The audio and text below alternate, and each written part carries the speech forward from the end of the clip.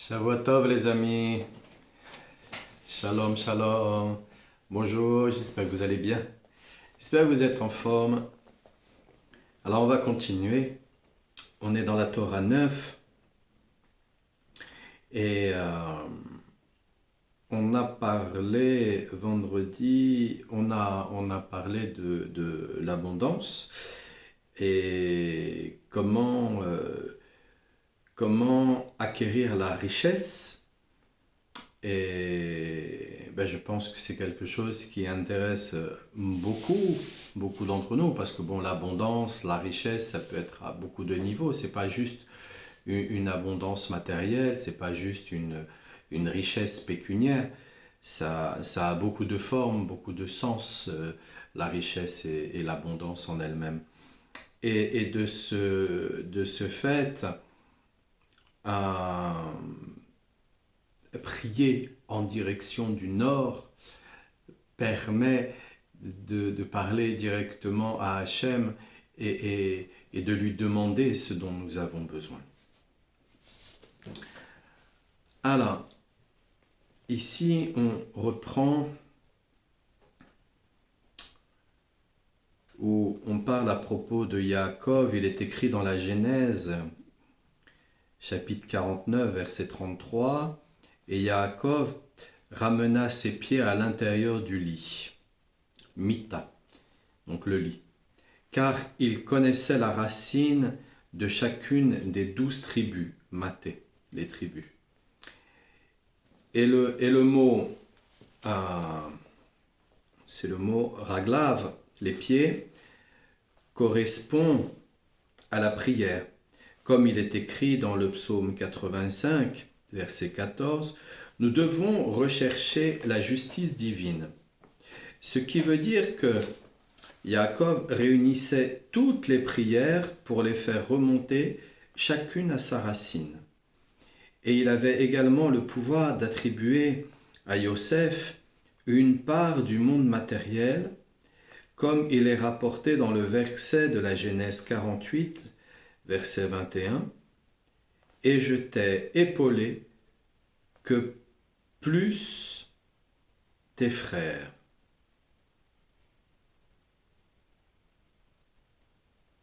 Ce qui veut dire que Yaakov a donné une double part d'héritage à Yosef.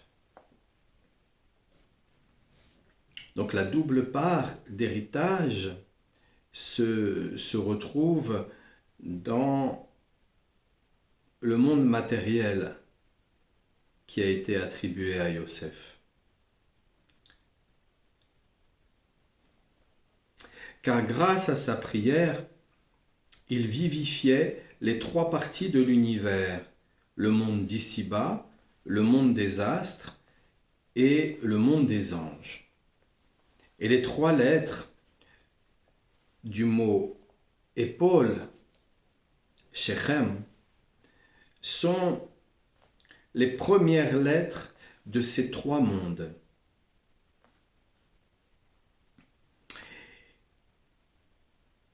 Et tout cela, il a obtenu grâce à sa prière, comme il est dit dans la suite du même verset, que j'ai enlevé à l'Émori par la force de mon épée et de mon arc. Et le Targum Onkelos a traduit « grâce à mes prières et à mes supplications ».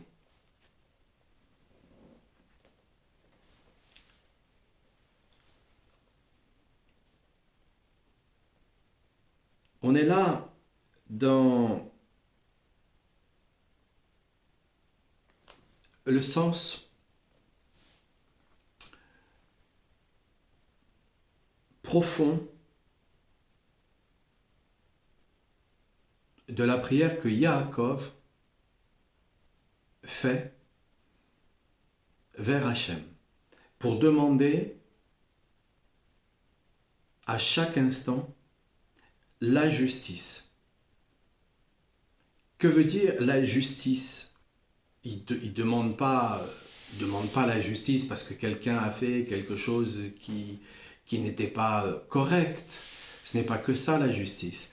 La justice, c'est être dans l'équité, être équanime, être juste tel qu'il le faut réellement. Ne pas demander plus que ce que l'on a besoin, mais ne pas demander non plus moins de ce que l'on a besoin. En fait, on se retrouve aujourd'hui à être toujours dans ces difficultés, c'est de savoir véritablement ce que l'on a besoin avec équité. On aurait tendance à vouloir combler des manques, à vouloir combler des traumatismes, des absences que l'on aurait en nous-mêmes. Parce que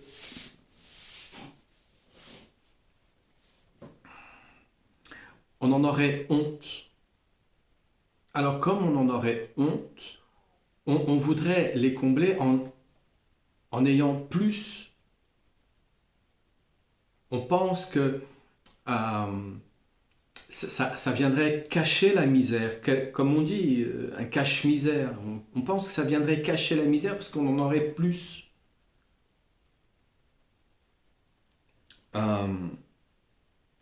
Et c'est là où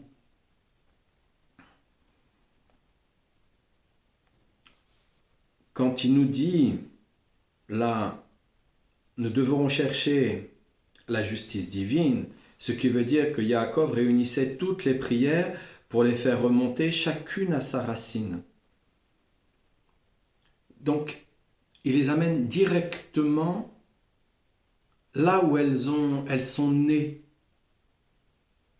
Parce que si elles sont nées quelque part, c'est qu'elles ont une raison d'être, bien précisément. On se retrouve tellement noyé dans la multitude de nos pensées, la multitude de nos émotions, la multitude de notre journée, des jours qui ont passé, qu'on ne s'aperçoit plus en vérité des choses que nous avons à travailler de nous-mêmes. Et pour qu'on puisse s'en apercevoir, bien souvent, il nous faut une deuxième personne avec une situation pour nous permettre de nous apercevoir ce dont nous avons à travailler sur nous-mêmes. Et donc à faire évoluer, parce qu'on ne connaît plus du tout la racine. On vit tellement avec nos trucs que on entend aussi beaucoup qui préfèrent vivre seuls. Parce que au final, c'est difficile quand on nous renvoie tous les jours qui on est. Et comment ça se passe généralement? Celui qui est bordélique va tomber sur quelqu'un de très organisé. Donc il va y avoir des conflits. Celui qui est laxiste va tomber sur quelqu'un qui a de la rigueur. Celui qui est joyeux va tomber sur quelqu'un qui est triste. Et à chaque fois, si nous trouvons notre inverse, ce n'est pas pour nous faire du mal, grâce à Dieu, mais non, c'est pour nous donner la possibilité de nous arranger. Ne pas être trop joyeux permet aussi de nous arranger, de trouver un équilibre avec cette joie que l'on peut avoir. Parce que si on est joyeux quand les gens sont tristes, ils vont nous regarder en se disant « mais attends, on est à un enterrement là, on est en train d'enterrer quelqu'un, et toi tu es joyeux, tu es en train de danser, comme Rabbeinu qui se cachait pour ne pas danser, alors qu'il était en train d'enterrer sa femme ou ses enfants. On est obligé d'avoir un équilibre dans ce monde. Auquel cas, on va être trop porté d'un côté ou de l'autre. Et c'est très simple en fait. C'est très très simple. Prenez un exemple de celui qui se coince le doigt dans une porte, que Dieu nous en préserve. Et qu'est-ce qu'on a envie dans ces cas-là? C'est d'enlever vite son doigt et vite d'aller le passer sous l'eau froide. On veut passer d'un extrême à l'autre. De la douleur, on veut passer au fait que non, on ne va pas avoir de douleur. Mais entre-temps, est-ce que l'on n'aurait pas pu réfléchir au fait que, et de remercier Hachem d'avoir une main avec des doigts et d'être content de ses doigts, plutôt que de regarder sa main et de la désapprouver en se disant, ben non, j'ai des mains qui sont trop petites, avec des doigts trop comme ceci, trop comme cela. Donc, on a besoin d'avoir un équilibre. Et c'est là où Yaakov, il envoie ses prières à la racine pour que ça soit juste, équilibré, qu'il n'y ait pas de faux semblants à l'intérieur. Bien souvent, quand on demande à quelqu'un comment il va, il nous répond « Ah, je vais bien ». Mais si on creuse, on voit bien que, au final, il ne sait même pas comment il va. C'est une formule de politesse courante qui est là juste comme ça, pour faire plaisir. Mais combien y a-t-il d'individus qui disaient « Oui, moi, je vais bien ». Ils sont rentrés chez eux et se sont suicidés, Rasvé Shalom. Il y a des malheurs comme ça. Juste parce que, ça y est, on s'aperçoit plus de rien. Et même on doit être dans... On peut tomber dans une espèce de compétition avec soi-même où absolument, on veut être meilleur de ce que l'on est là dans l'instant. Mais pour être meilleur de ce que l'on est dans l'instant, est-ce qu'il ne serait pas nécessaire, tel qu'il nous le dit, et je t'ai épaulé plus que tes frères. Voilà. Et ça a été inversé. Je t'ai épaulé plus que tes frères. Ce qui veut dire que Yaakov a donné une double part d'héritage à Yosef. Pourquoi il lui donne une double part d'héritage à Yosef? Mais parce que Yosef, il est capable de voir sa petitesse et de dire non, je ne vais pas aller avec l'autre femme et je vais pas coucher avec elle. Et même si je vais aller en prison, même s'il me tue, voilà, mais au moins je vais pas aller avec elle parce que je veux pas faire de mal à Hachem, je veux pas déshonorer Hachem. Donc il est capable de voir sa petitesse. C'est-à-dire qu'il est capable... Nous on verrait sa beauté extrême. Parce qu'il était beau, magnifique, resplendissant. En plus, avec cette pureté qu'il porte, c'est encore plus beau. Et là, nous on verrait que ça. Mais en vérité, lui, il ne se voit pas avec sa beauté. Non, il voit que c'est une énorme faiblesse. C'est une petitesse, une faiblesse. Donc lorsqu'Hachem, il nous met face à une autre personne qui est différente de nous, c'est pas pour nous faire mal. C'est pour qu'on puisse se rendre compte de nos faiblesses afin de les transformer en force. Parce que si nous ne sommes pas au courant de nos faiblesses, c'est là où Amalek, il va nous utiliser.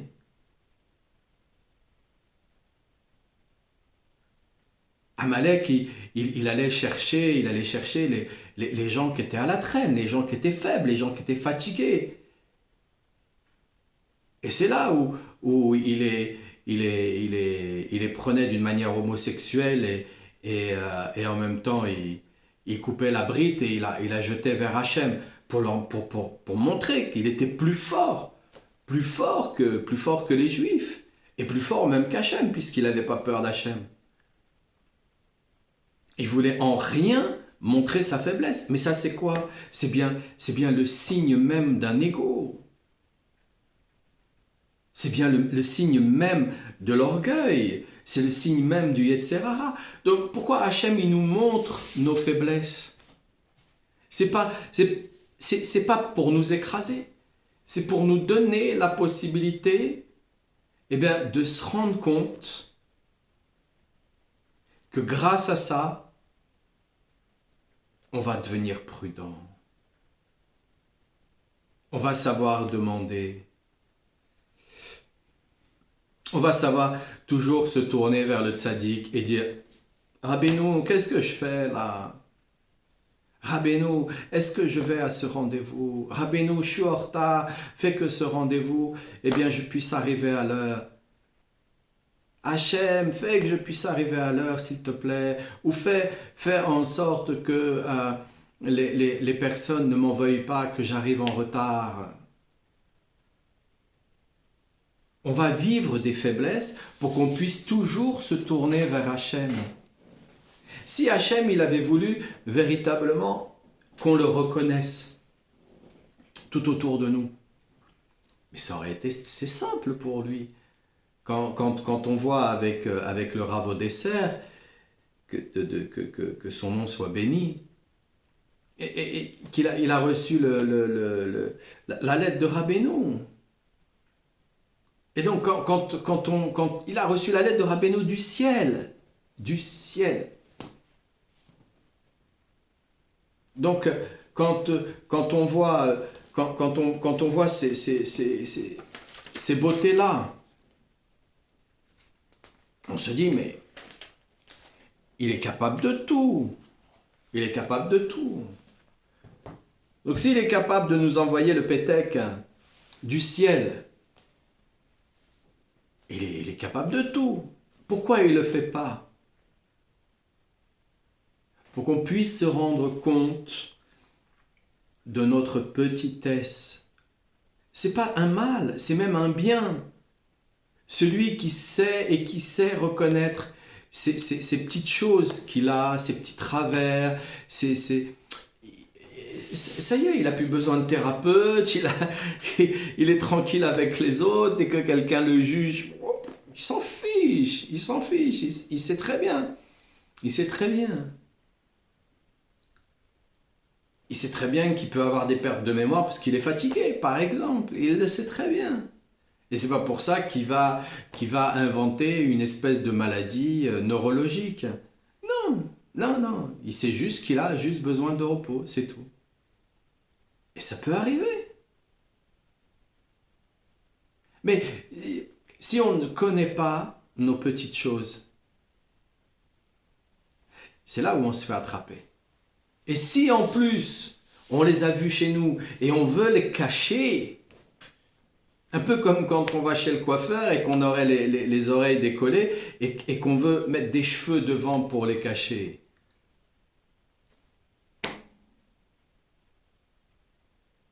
Mais non. Si Hachem nous a fait comme ça, c'est pour justement que nous puissions entrer sur un chemin où, comme il est dit dans le Targum Onkulos, grâce à mes prières et mes supplications, qu'on puisse prier et demander. On est dans des supplications. Pourquoi on est dans des supplications? Parce qu'on n'accepte pas la situation dans laquelle on est. On ne l'accepte pas. Mais si on reconnaît que la situation dans laquelle où on est, elle va nous permettre justement de nous rendre encore plus grands et encore plus forts. C'est là où tout change. Énormément. Pourquoi il y a pas autant de tzaddik qui viennent autour de Rabbinou? Mais c'est parce que Rabbinou, il fait en sorte de les mettre au plus bas.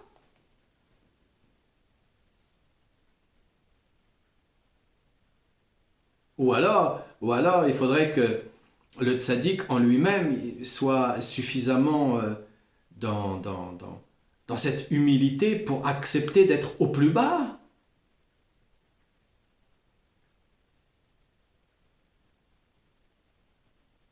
Mais accepter d'être au plus bas, ça voudrait dire que Rabbeinu il est au plus haut.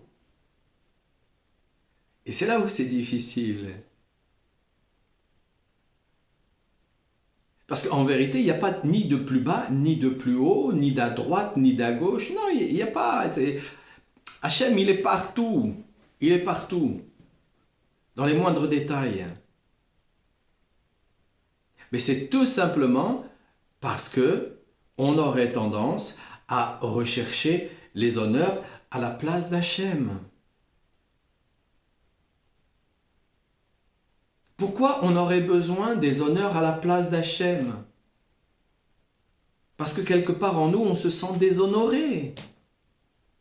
Parce que quelque part en nous, on se sent rabaissé et on ne l'accepte pas. On n'accepte pas cette zone d'ombre. Alors on voudrait se montrer, voilà, ça y est, je suis. Mais on doit en rire.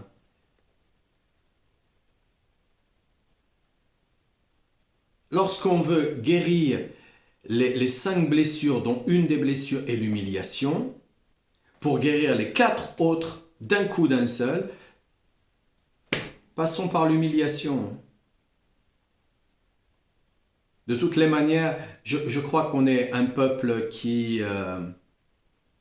passons par l'humiliation. Mais on a des difficultés encore à accepter notre petitesse. Donc, l'humiliation en lui-même, elle est encore mal comprise.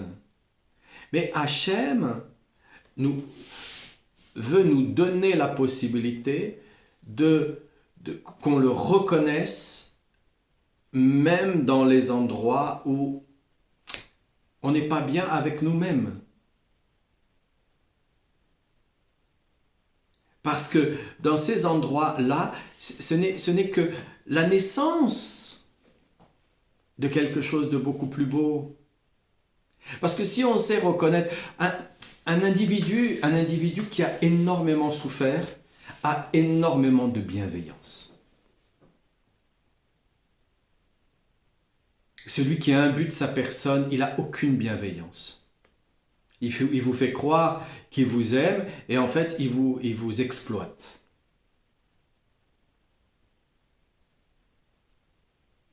Un individu qui a beaucoup de tristesse, c'est connu. Un individu qui a beaucoup de tristesse, c'est quelqu'un qui va toujours être joyeux, qui va se forcer d'être dans la joie. Mais c'est pas qu'il a peur de retomber dans sa tristesse. Non, c'est pas le clown triste. Non, c'est pas qu'il a peur de retomber dans sa tristesse. C'est pas le comique qui a peur de rentrer dans la mélancolie et au final sombrer dans quelque chose, que Dieu nous en protège. Non, c'est pas du tout ça. C'est qu'il a compris que de là où il est descendu, où il a vu cette tristesse, de là où il s'est dit, mais ça sert à rien. Comme il dit Rabbeinu, le désespoir n'existe pas. Je vais finir par réussir à le dire. Je l'ai écrit, mais je ne parle pas encore. J'apprends. Il faut bien apprendre, il faut bien passer par un démarrage. Et donc, si Hachem me le permet de le retrouver,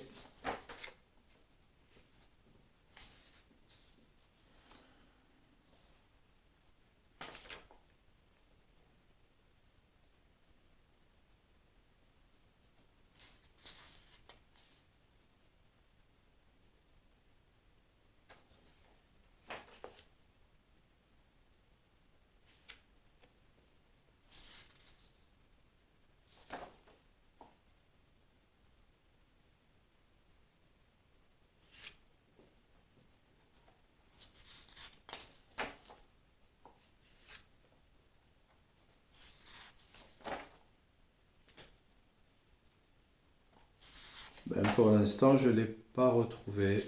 C'est par là. Et en même temps, comme je travaille la mémoire,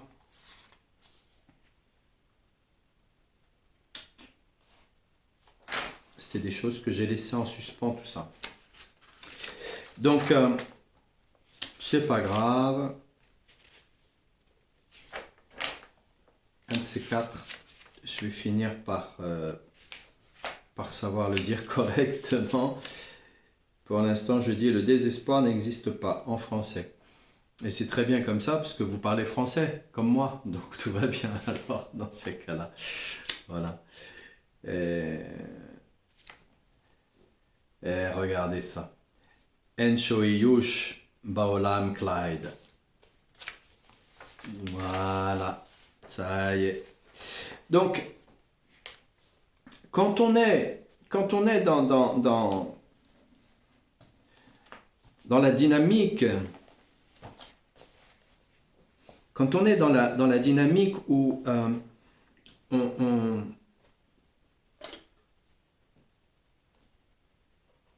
on n'a plus peur du ridicule,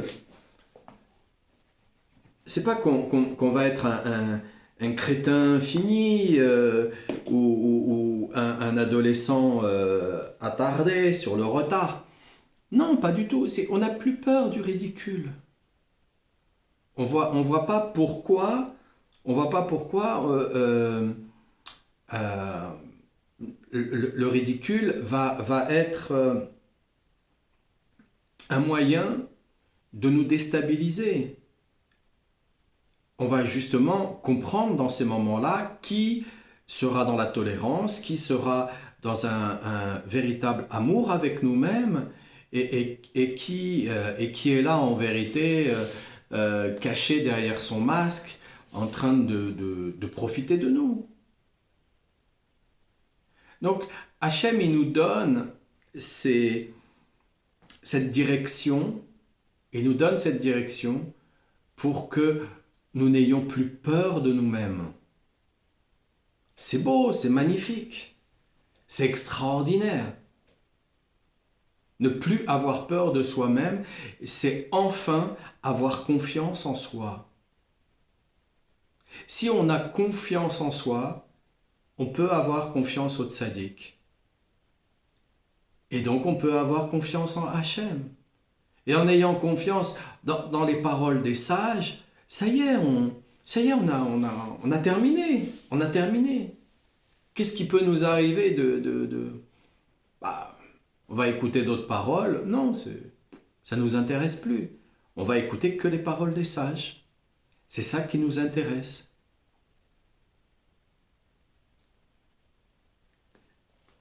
Alors les amis, le désespoir n'existe pas. Je suis obligé de le lire quand même encore une fois. En shoyush baolam Clyde.